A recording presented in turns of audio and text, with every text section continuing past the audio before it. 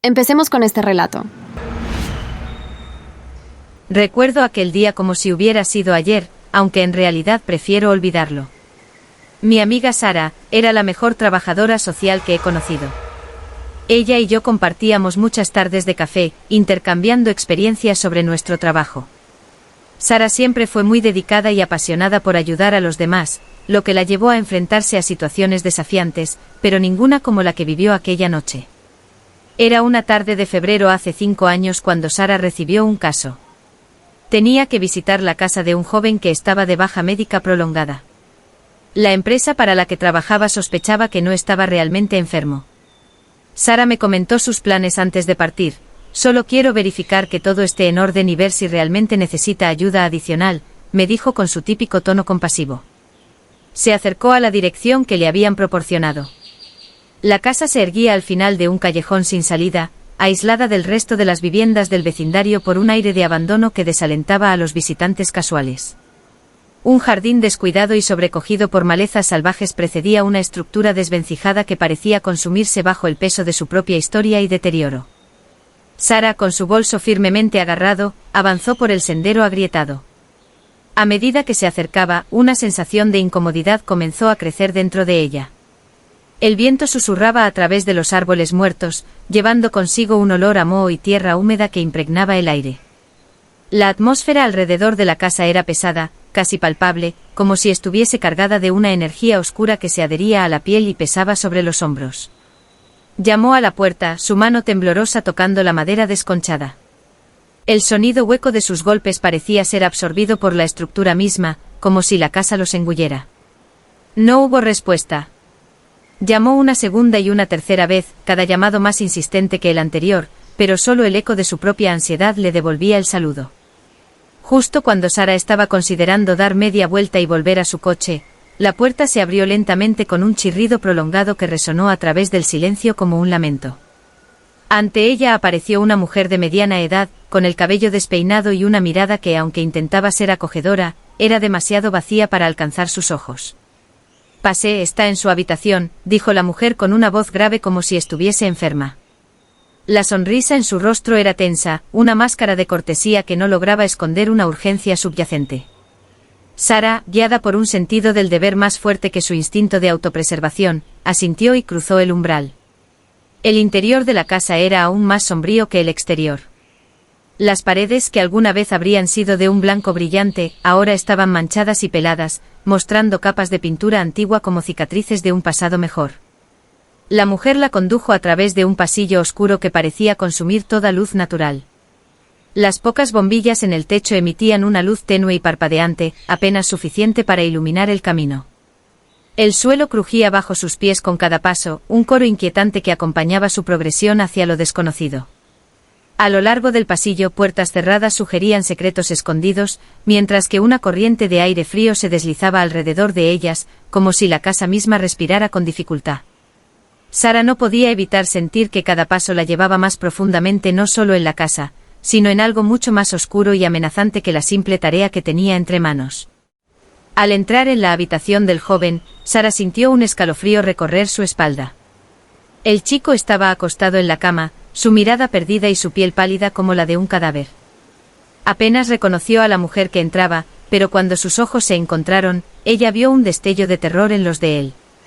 Cuando Sara entró en la habitación del joven, la madre la siguió de cerca, su presencia una sombra que apenas perturbaba el aire estático del cuarto. Con un gesto sutil pero decidido, la mujer cerró la puerta detrás de ellas, sellando el espacio con un clic sordo que resonó con finalidad. Sara apenas tuvo tiempo de registrar el cambio en la atmósfera antes de sentir un impacto repentino y agudo en la parte posterior de su cabeza. El golpe fue certero y sorprendentemente fuerte, lanzando a Sara hacia adelante. La oscuridad se cernió sobre ella como una marea creciente, y en segundos, todo se volvió negro. Cuando Sara recuperó la conciencia, la noción del tiempo se había distorsionado, y se encontró sola en otra habitación de la casa, distinta a la anterior. Estaba tumbada en el suelo frío, su cabeza latiendo con cada pulso de su corazón acelerado. La habitación era pequeña y austera, con apenas más que un pequeño ventanuco que permitía la entrada de un débil rayo de luz lunar. Las paredes, desnudas y grietadas, parecían cerrarse sobre ella. La puerta se abrió abruptamente y la madre del joven entró, su rostro una máscara de angustia y desesperación. Lo siento, señorita asistenta, comenzó la mujer, su voz temblorosa y cargada de urgencia. Se acercó a Sara, quien aún luchaba por orientarse y entender la situación. Un chamán nos visitó, continuó la mujer, casi en un susurro, como si temiera ser oída por muros que podrían escuchar. Dijo que mi hijo está poseído por un espíritu maligno. Sus ojos buscaban en Sara algún signo de comprensión, de aceptación.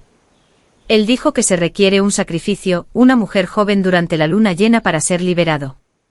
Las palabras salían de su boca como si cada una le costara una parte de su alma. La desesperación en su voz era palpable, sus manos temblaban mientras se entrelazaban una y otra vez, como si intentara encontrar consuelo en el movimiento. No tengo elección, murmuró casi para sí misma, pero lo suficientemente fuerte para que Sara la escuchara. Debe ser esta noche. La luna llena es esta noche. Sara, aún aturdida y confundida, intentó procesar la información, el miedo comenzando a enraizarse en su pecho. La realidad de su situación era aterradora, no solo estaba herida y capturada, sino que también había sido elegida para un ritual que sonaba a las peores pesadillas de una mente perturbada. La mujer se alejó, dejando a Sara sola con su dolor y el creciente terror de lo que la luna llena podría traer. Sara intentó razonar con ella, explicar que necesitaban buscar ayuda médica en lugar de recurrir a rituales, pero la mujer no la escuchó. En ese momento Sara se dio cuenta de que había sido atraída a una trampa. La puerta estaba bloqueada y el joven, aunque parecía debilitado, tenía una fuerza sobrenatural. Pasó toda la noche en un rincón de la habitación, intentando calmar al joven y buscando una salida. La luna llena brillaba por la ventana, iluminando la habitación con una luz siniestra. A medida que la noche avanzaba, los preparativos para el ritual comenzaron. El terror de Sara creció al darse cuenta de que era el sacrificio previsto. Justo cuando pensaba que su fin estaba cerca, se escucharon golpes en la puerta principal. Alguien había notado su ausencia en la oficina, y al no responder sus llamadas, sus colegas se habían preocupado lo suficiente como para ir a buscarla. Llamaron a la policía al encontrar la casa cerrada y sospechar lo peor. La policía irrumpió justo cuando la familia empezaba a mover a Sara hacia un altar improvisado. Fue un rescate dramático y aterrador. Sara fue llevada al hospital para recuperarse del trauma, y la familia fue detenida. La tensión en la habitación alcanzó su clímax cuando la luna llena bañó todo con su luz plateada y pálida.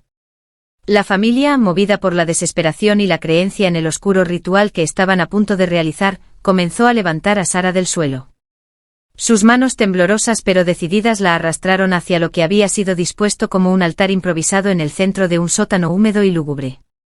En el suelo, velas rojas ardían intensamente, dispuestas en la forma de un pentagrama, su luz parpadeante lanzando sombras danzantes sobre las paredes descascaradas. Sara, aún débil y desorientada por el golpe en la cabeza, intentaba resistirse, pero el miedo y el dolor limitaban sus movimientos. A medida que la acercaban al altar, adornado con símbolos oscuros y extrañas inscripciones, el terror se adueñaba de ella. El aire estaba cargado con un olor a incienso y algo más ácido, quizás sangre, que Sara no quería ni imaginar. Justo en ese momento, cuando la situación parecía irremediable, se escuchó un estruendo masivo, la puerta del sótano fue derribada con fuerza. Agentes de policía, alertados por los compañeros de trabajo de Sara y por llamadas preocupadas de vecinos que notaron movimientos extraños, irrumpieron en la casa. El sonido de sus botas golpeando el suelo resonaba como truenos, y sus voces, firmes y autoritarias, cortaban el aire pesado del lugar. Los oficiales se movieron con rapidez y precisión, desarmando a los miembros de la familia y alejándolos del altar. Uno de los agentes corrió hacia Sara, cubriéndola con su chaqueta y asegurándose de que estuviera viva y consciente. Mientras tanto, otros policías aseguraban la escena, confiscando objetos del ritual y tomando fotografías para la evidencia. El joven, el centro involuntario de todo este horror, estaba visiblemente perturbado y confuso. Lo llevaron de inmediato a un centro de salud mental para evaluar su estado y proporcionarle el tratamiento necesario. Sara, por su parte, fue llevada rápidamente al hospital más cercano. Allí los médicos trataron su herida en la cabeza, que requería varios puntos de sutura debido al golpe que había recibido. La seriedad de su trauma tanto físico como psicológico significaba que tendría un largo camino hacia la recuperación. La familia fue detenida sin resistencia, sumidos en una mezcla de shock y resignación. Fueron llevados a la estación de policía para ser interrogados, enfrentándose a múltiples cargos por secuestro, asalto y la posible realización de actos rituales ilegales. Mientras Sara era atendida en el hospital, su mente luchaba por procesar los eventos de la noche, una mezcla de alivio por su rescate y el horror por lo que había experimentado. Era el inicio de una larga noche y un aún más largo proceso de curación. Hoy en día, Sara ya no trabaja en casos de campo. Se dedica a la capacitación de nuevos trabajadores sociales, siempre con un consejo clave: nunca subestimes lo que te puedes encontrar allí afuera. Y yo, como su amiga, me siento aliviada de tenerla segura y de poder seguir compartiendo esas tardes de café, aunque las historias ahora sean más ligeras. Disfruta del siguiente relato. Como asistente social, el día de hoy tenía agendada una visita a un hogar en un tranquilo vecindario suburbano, donde se habían reportado preocupantes casos de violencia doméstica. La mañana se presentaba nublada, lo que, de alguna forma, presagiaba la gravedad de lo que me esperaba. Al llegar, noté de bulla dentro de la casa, seguido de un silencio. Al llegar frente a la modesta fachada de la casa, el cielo gris y la leve brisa predecían una atmósfera sombría. Me dirigí hacia la entrada principal con la intención de realizar mi visita rutinaria, como lo dictaba el protocolo ante reportes de violencia doméstica. Al presionar el timbre, esperé pacientemente por algún indicio de movimiento o sonido dentro de la casa que me recibiera. Nada perturbaba el silencio, excepto el distante ladrido de un perro en algún lugar del vecindario. Tras varios intentos infructuosos de hacerme notar mediante el timbre, mi preocupación comenzó a crecer.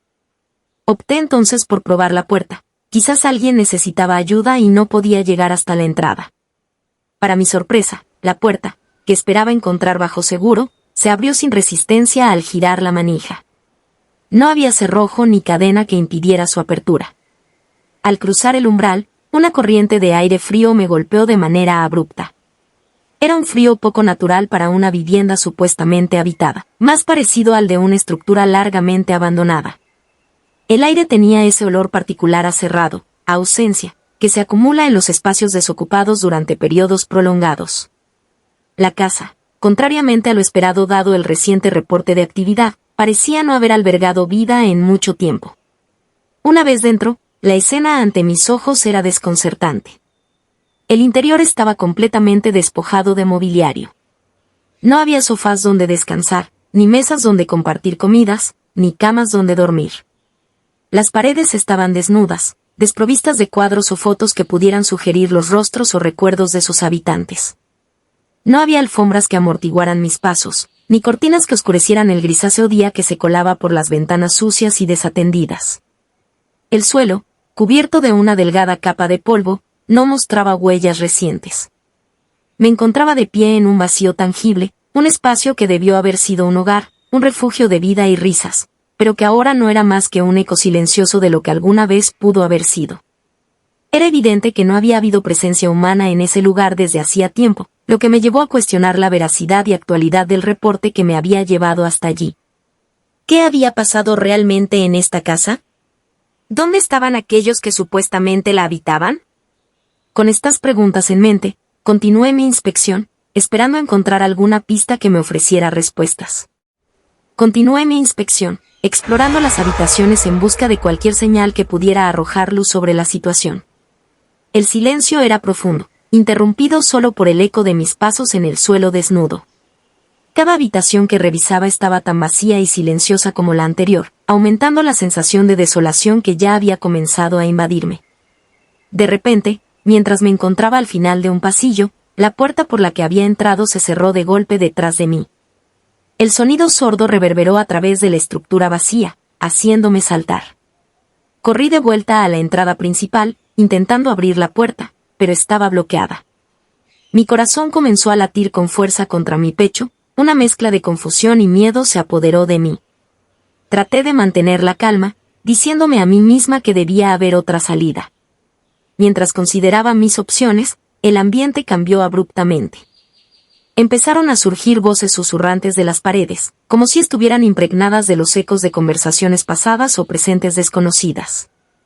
Las voces revelaban secretos oscuros, profundamente personales, dirigidos a mí. Una voz especialmente clara, con un tono acusador, me congeló. ¿Por qué no salvaste a esa familia el año pasado? Las palabras me golpearon con la fuerza de un puño, recordándome un caso de violencia doméstica que no había logrado prevenir y que había terminado en tragedia. Ese recuerdo me atormentaba día y noche. En medio de mi creciente angustia, decidí avanzar hacia otra habitación al final del corredor.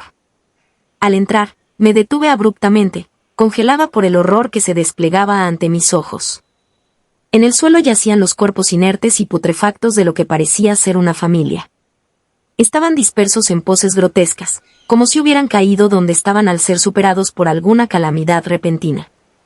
El aire estaba impregnado de un olor nauseabundo, el hedor de la descomposición que impregnaba cada respiración con un amargo recordatorio de la muerte. El impacto visual y olfativo era abrumador, y sentí como la realidad comenzaba a girar a mi alrededor. Horrorizada, retrocedí instintivamente, tropezando con mis propios pies en mi deseo de alejarme de esa visión macabra. El miedo y la repulsión se mezclaban con la culpa y la incertidumbre, mientras las voces continuaban susurrando, cada vez más intensas, rodeándome con sus acusaciones y secretos. El escenario ante mí desafiaba toda lógica y entendimiento, sumergiéndome en un abismo de dudas y temores que parecían tan reales como el aire que, a duras penas, lograba respirar. Mientras avanzaba por el oscuro pasillo, luces inexplicables comenzaron a parpadear a lo largo del corredor, iluminando brevemente las sombras que me rodeaban. Eran destellos súbitos y esquivos que aparecían en mi periferia visual, desapareciendo tan pronto como intentaba enfocarlos directamente. Estas luces, de tonos azulados y blancos, parecían bailar justo fuera de mi alcance, como si me atrajeran más adentro de la casa. Aterrada pero movida por una necesidad de comprender lo que estaba sucediendo, continué mi exploración, cada paso más pesado que el anterior debido al miedo y a la confusión que se apoderaban de mí. El eco de mis propios pasos se mezclaba con el murmullo de las voces que parecían fluir a través de las paredes, sumergiéndome más en un estado de desesperación. Al llegar al final del pasillo, la carga emocional de la situación me sobrepasó. Caí de rodillas, sintiendo el frío del suelo contra mi piel, y empecé a orar. Mis palabras eran un susurro tembloroso, una mezcla de plegarias y súplicas por paz y claridad en medio del caos que me rodeaba. Oré con una intensidad que rara vez había experimentado, buscando algún tipo de señal o intervención divina que pudiera liberarme de aquel tormento. Fue entonces cuando, casi como respuesta a mis plegarias, la atmósfera en la casa comenzó a cambiar. El aire, antes cargado de una energía opresiva, se volvió más ligero. Las voces que antes me acosaban con sus susurros y acusaciones, gradualmente se silenciaron, como si se dispersaran con el viento. La casa, que momentos antes se sentía cargada de una presencia casi maligna, ahora parecía simplemente vacía, como un cascarón abandonado y sin amenazas. Sin embargo, cuando me levanté y corrí hacia la puerta por la que había entrado, descubrí que seguía cerrada. La manija no cedía bajo mi agarre frenético. Encerrada y sin saber qué más hacer, el pánico se transformó en resignación. Me deslicé hasta el suelo, apoyando la espalda contra la puerta fría, y las lágrimas comenzaron a correr por mis mejillas. Agotada física y emocionalmente, cerré los ojos y continué orando en voz baja, pidiendo fuerzas para enfrentar lo que fuera que esta situación me deparara, aferrándome a la fe como mi último refugio en aquel momento de total incertidumbre. Después de mis fervientes oraciones y momentos de desesperación, algo dentro de mí se fortaleció. Me puse de pie, decidida a intentar nuevamente abrir la puerta principal, que hasta hace momentos parecía sellada por fuerzas desconocidas. Esta vez, al girar la manija, la puerta se abrió sin resistencia, como si nunca hubiese estado bloqueada. La luz exterior, aunque nublada, me pareció increíblemente brillante después de la oscuridad y la opresión de la casa. Salí al exterior, respirando profundamente el aire fresco, tratando de dejar atrás la pesadez del ambiente que había invadido la casa. Mientras me alejaba de la puerta, revisé nuevamente la dirección en el papel que llevaba en mi mano. Las cifras y las letras coincidían perfectamente con las del buzón y la placa junto a la entrada. No había duda, era la ubicación correcta según el reporte que había recibido. Confundida por la discrepancia entre el reporte de actividad y la evidente desocupación de la casa, me quedé fuera, contemplando el edificio desde la seguridad de la calle. Consideré llamar a la policía para informar sobre lo sucedido, pero mientras sacaba mi teléfono, un vecino se acercó. Era un hombre de mediana edad, con el rostro marcado por la preocupación. Al ver mi estado de confusión y alivio, se detuvo y, con una voz suave, comenzó a explicarme. ¿Está todo bien?, preguntó inicialmente, notando mi perturbación.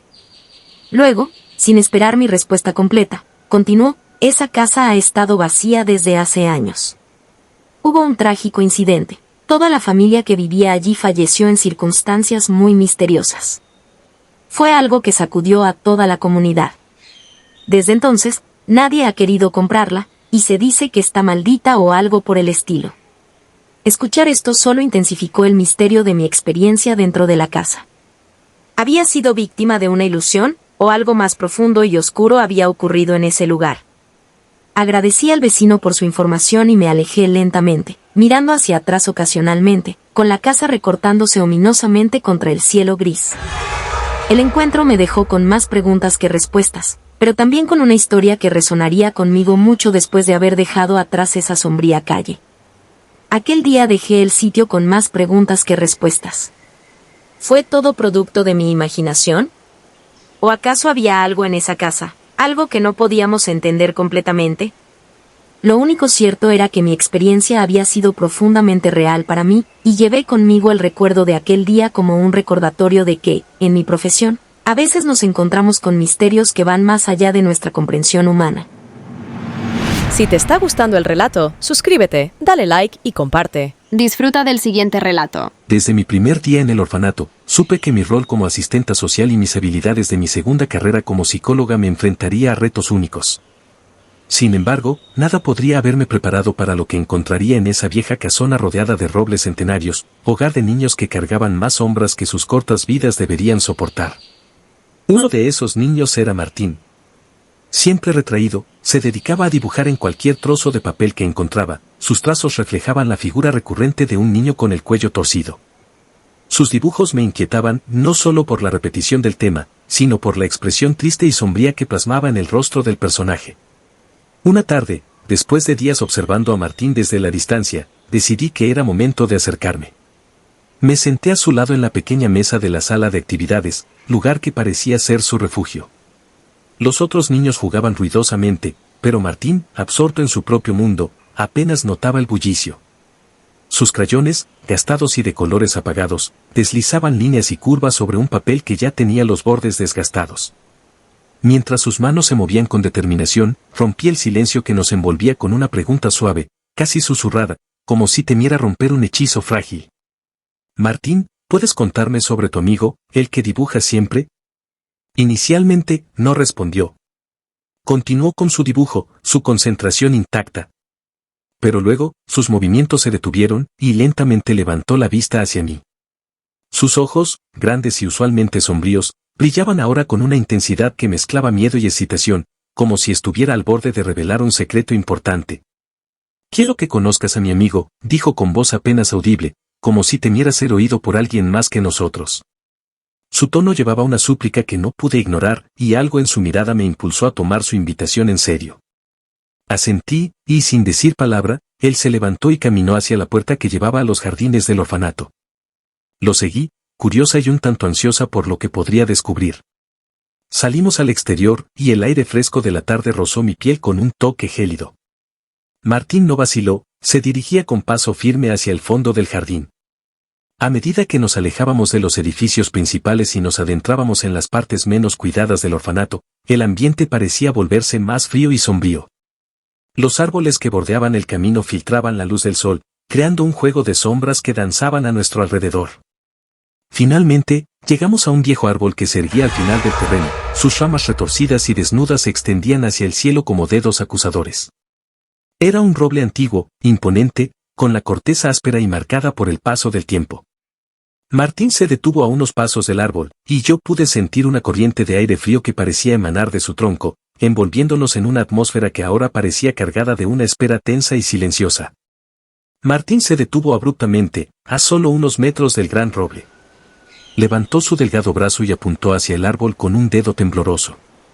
«Ahí está», susurró con una voz tan baja que casi se perdió entre el susurro de las hojas secas bajo nuestros pies. Seguí la dirección de su dedo con la mirada, sintiendo como el corazón me latía con fuerza en el pecho. Por un instante, al mirar hacia el tronco rugoso y oscuro del árbol, mis ojos parecieron traicionarme. En la penumbra creada por las ramas entrelazadas, algo se movía ligeramente contra la corteza. Parpadeé, tratando de enfocar mejor en la sombra que parecía cobrar vida propia. Durante un efímero y terrible momento, pude jurar que vi a un niño, su figura pequeña y frágil apoyada contra el árbol. Lo más inquietante era su cuello, que se torcía en un ángulo antinatural, como si hubiera sufrido una caída horrible o un giro violento. Sus ojos, 2 puntos brillantes y rojos, brillaban con una intensidad que desafiaba la lógica, perforando la semioscuridad con una mirada que sentía dirigida hacia mí. De su boca entreabierta, emergía un gruñido bajo, un sonido gutural y animal que parecía vibrar en el aire frío del atardecer. El miedo se apoderó de mí, un miedo visceral que me hizo querer correr y nunca mirar atrás. Sin embargo, la curiosidad y la preocupación por Martín me mantenían enraizada en el lugar, intentando discernir si lo que veía era producto de mi imaginación alimentada por los dibujos y las historias del niño, o si, de alguna forma inexplicable, Martín había encontrado compañía en algo tan misterioso y aterrador como la figura que creía ver frente a mí. La figura espectral, hasta entonces estática contra el oscuro tronco del árbol, comenzó a desplazarse. Su movimiento era lento y vacilante, como el de alguien que no está acostumbrado a moverse en un cuerpo físico. El miedo, helado y punzante, se disparó a través de mi ser. Sin pensar, mi cuerpo reaccionó, mis pies se impulsaron hacia atrás, llevándome por el camino que habíamos recorrido, alejándome del árbol y de la figura que ahora parecía buscar nuestra proximidad. Corrí, el corazón martilleando en mi pecho tan fuerte que su eco parecía resonar en el aire del crepúsculo. Mis pulmones inhalaban el aire frío con ráfagas rápidas y superficiales, cada paso impulsado por el instinto primal de escapar. Atrás dejé el sonido sordo de algo o alguien moviéndose entre las hojas caídas. En un momento de pánico, lancé una mirada hacia atrás, esperando ver la figura siniestra a mi alcance. Pero no había nada, el camino estaba vacío, solo las sombras danzando con el viento entre los árboles. El alivio no llegó, pues el miedo aún vibraba en cada célula de mi cuerpo. Continué corriendo hasta que estuve lo suficientemente cerca del orfanato como para sentirme a salvo de cualquier cosa que habitara cerca del viejo roble. Mis piernas empezaban a ceder, mi respiración era entrecortada, y justo cuando me detuve, tratando de recuperar el aliento, Martín me alcanzó. Él también jadeaba, aunque mucho menos agitado que yo, su rostro llevaba una expresión de preocupación mezclada con una serenidad desconcertante. Disfruta del siguiente relato. No te preocupes, dijo con un tono sorprendentemente calmo, como si nuestras percepciones de lo sucedido difirieran radicalmente. Él no se aleja del árbol, continuó, sus palabras flotando en el aire con una seguridad que a mí me faltaba en ese momento. Es mi amigo, y solo está jugando. La disonancia entre mi terror y la tranquila aceptación de Martín me dejó desconcertada. Me obligué a mirar hacia el lugar de donde habíamos venido, medio esperando ver algo que confirmara mis temores, pero no había más que el viento moviendo las hojas. Quizás, en el mundo de Martín, esa figura era simplemente un amigo imaginario, inofensivo y juguetón. Pero para mí, la realidad de lo que había percibido era inquietante y profundamente real. Acá te dejo más videos interesantes. Si te gustó, suscríbete para más relatos, mitos y leyendas.